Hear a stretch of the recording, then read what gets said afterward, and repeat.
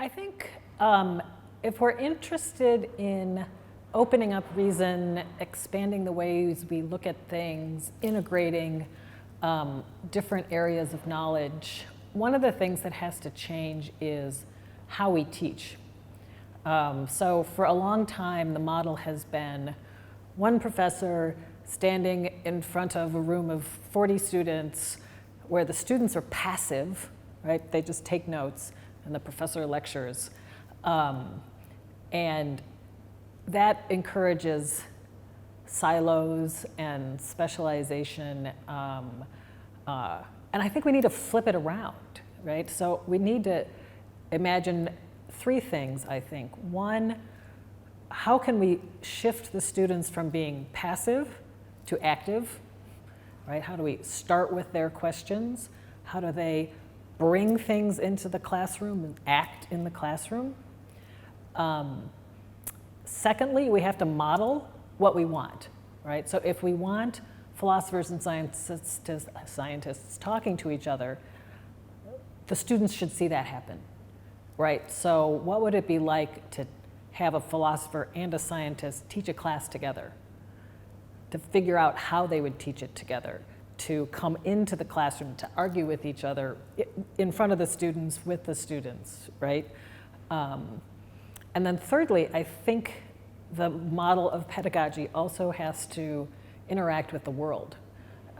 Texts are important, the classroom is important, but there also has to be a component of physically going into the world and interacting with real people who embody the issues in some way so that the students see what they mean in real life, so that they're not just theoretical, hypothetical.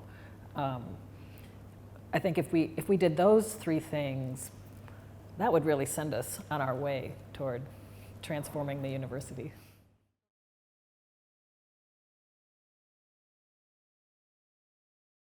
Yeah, that's a really good question. Because, you know, as you probably know, when we come out of our graduate formation makes us more and more and more specialized on one specific question, which it has to do, right? That's how we become an expert in our field.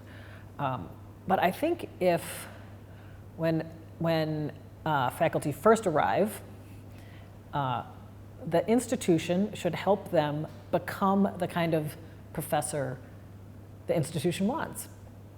So in addition to giving them money to start their lab, which is very important, they should also give them time and say, all 8 new faculty in the sciences, we're gonna allow you to continue learning.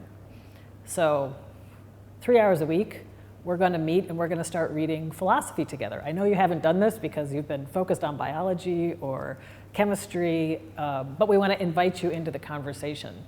So 8 new science professors, 8 philosophers and theologians who've been at the university a while, or maybe a couple of new ones, to meet together once a week, read a text, eating is very important, and to invite them into the practice of talking about bigger questions, learning how to ask questions. What does epistemology mean?